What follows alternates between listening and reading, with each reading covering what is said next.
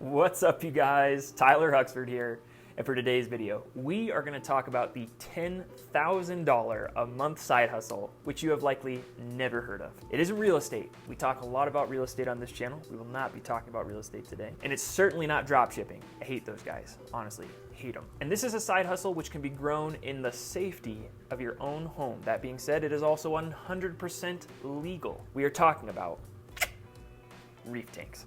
Now, you've probably heard that fish tanks are just money pits, which to the untrained eye, it might appear that way. But to the budding entrepreneur, you know that this glass box you see behind me is a treasure trove of passive income machines. To the untrained hobbyist, the first thing you're probably going to notice swimming around in this tank are the colorful fish and friends that we have in the tank. That's what most people think about when they think about fish tanks, and reasonably so. However, the real opportunity is in the corals, the colorful, flowing, growing corals. You see, money doesn't grow on trees. It's true what they say. It's actually growing deep under the sea, in the reefs. Corals are actually animals, not just plants. They're animals, but like plants, they're photosynthetic, which means you can buy a small piece of a coral, place it in your tank, give it proper nutrition and lighting, and watch it grow. You can then propagate these corals, which is known in the business as fragging, and sell these corals to local fish stores and hobbyists all over the country. How much can you sell them for, you ask? Here's some numbers. This hammer coral can be sold for $25 to $50 a head. This rostozoa can be sold for $25 a polyp. Just look at all these polyps that have grown from a single polyp I picked up from a local fish store a year ago. This Grandmaster Krakatoa zoa can be sold for up to $200 a polyp. This bounce mushroom can be sold for $200 per square centimeter. This Holy Grail torch can be sold for up to $1,500 a head. As I'm reading this list, I'm actually getting a little bit of hot flashes here. I did, after all, buy all these corals that we're listing here. And then this mushroom is priced at over $10,000. People pay this, they really do. I did not pay for that, however. That one I don't feel guilty about. I have friends and colleagues in this hobby in this area who make over $10,000 a month farming, growing, fragging, and selling corals in this way. But like any business, there is an investment that you have to make, and there are some costs. So we are honored to have Miss, or should I say Mrs. Yesenia Huxford on the channel, our biggest fan and supporter. How are you doing, babe? Great. So excited to have you on the channel. I'm excited to be here. So today we're talking about fish tanks, specifically reef tanks, and we're talking about some of the potential opportunity to earn money as a reef tank hobbyist. Before we get into that, you, Queen of the Castle, what are some of your favorite things about having a reef tank here at home? Actually, two and a half, 3 reef tanks at home. Let's see, some of my favorite things. I mean, they do add to the house. They do add to the ambiance, if you will. To have some lights and, like wildlife. I mean, can I say wildlife? Sure. They're out in the wild, the oceans. As long as we get to say Susie the Chihuahua is wildlife. She's domesticated. She's one of us. But it's pleasant, right? To see when you go into someone's house. I think everyone's like, oh, you have a fish tank. That's cool. They start asking and they look around. So next thing I wanted to ask you is, what are some of the expenses that go into keeping a fish tank, to your knowledge? So water. What kind of water are you? Well, water, just water, period. I know you have to make the salt water, but water costs. Like the utility bill? Correct. Things die off sometimes, sadly. So cost of replacement or getting new creatures. Can I say creatures? Wildlife. I know some of that stuff goes out sometimes. So lights or filters maybe are going out. Actual equipment. The lights go out all the time. Lights have been an issue, actually.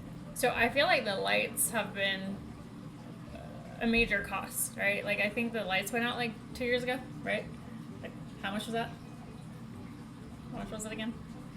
The set that makes the salt water, is that the RODI? That makes the fresh water, but you bring a point that we do have to buy the salt bags for the salt water. Salt bags. Yeah, we have to do that every couple of months. And then I know the chemicals have to be purchased in order to make concoction of salt water. right? That's right. The salt bags. But no, not the salt bags. Sometimes the supplements? Okay, the supplements. Like calcium and magnesium. Yeah. The stuff to put in the water to make it balance and make it work and make it safe for the wildlife. And then the carbon as well. And then also sometimes when the fish are sick, and then sometimes you're trying to kill stuff in there too, I think. Aptasias, I think you call them. You're trying to... That's true. You're trying to kill the bad creatures.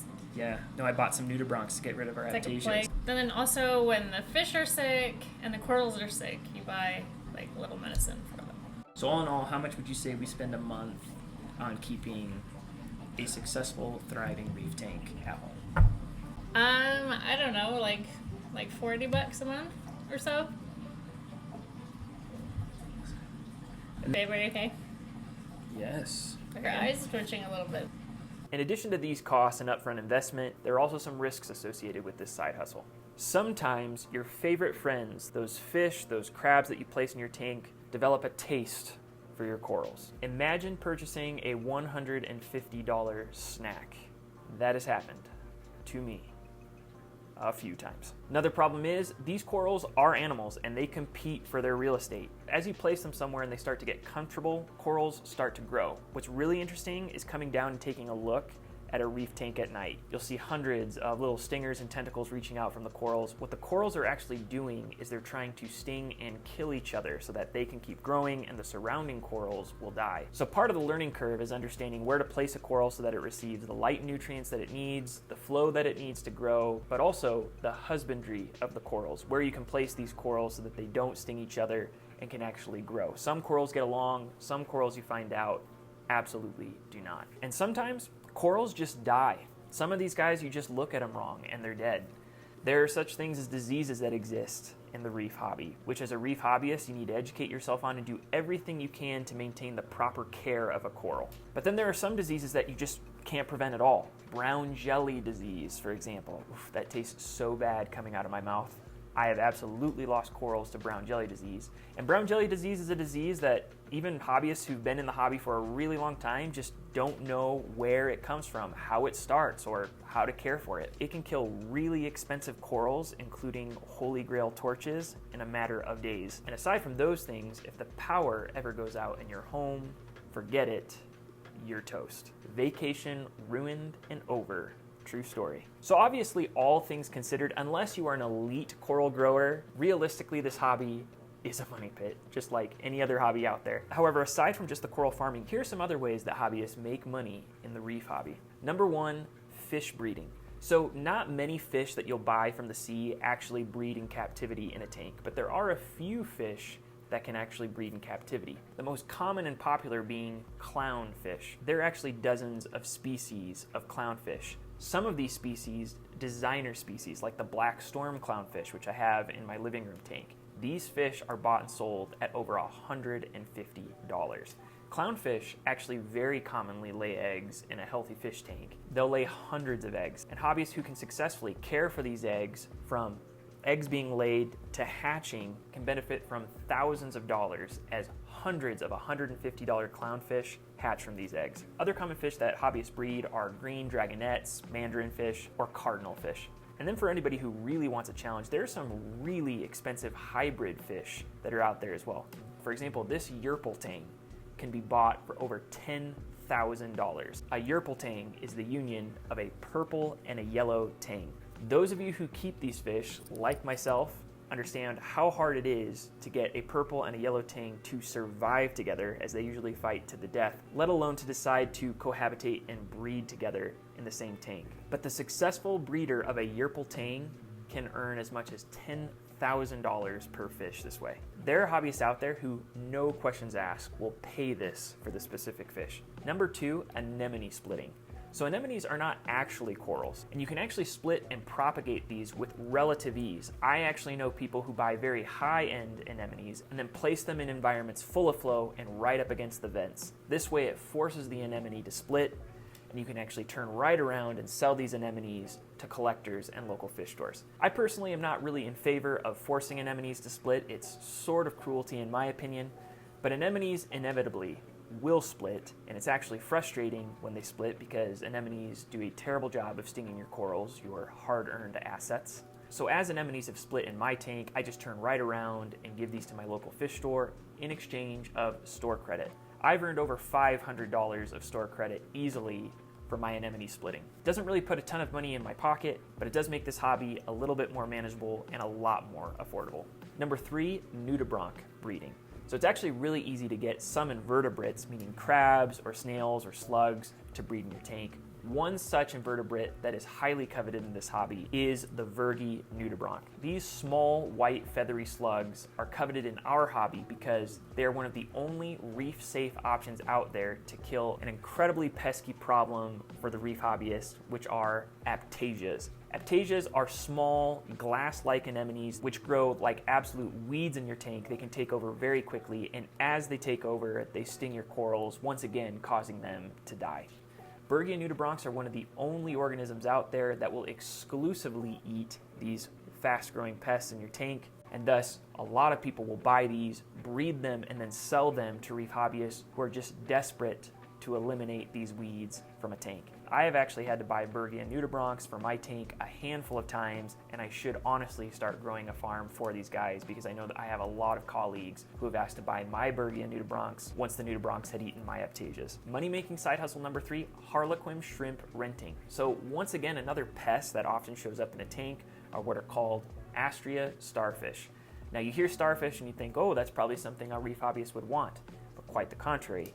Astrea starfish are very small starfish that breed and reproduce like rabbits in a tank, and though these little white starfish appear harmless, they actually munch on corals and can destroy a reef pretty quickly. Harlequin shrimp are once again really cool shrimp, by the way. White with pink polka dots are honestly super cool. With pancake-like hands, they'll actually flip these starfish over and eat them, and they're also very hardy. So there are folks who make a ton of money just renting these harlequin shrimps out to any hobbyist that is experiencing just too many Astrea starfish in their tank, which happens on and off again inevitably in this hobby. And then lastly, I think the best way that people make money in this hobby is just frankly by receiving store credit. As you start buying frags from either hobbyists, local trade shows, local fish stores, or online, and you start growing these corals in your tank, you'll find that there are a lot of local fish stores in your area that will give you handsome store credit for some of the rarer items that are out there. Again, this includes anemones, this includes zoopolyps, this includes heads of euphyllias like hammers.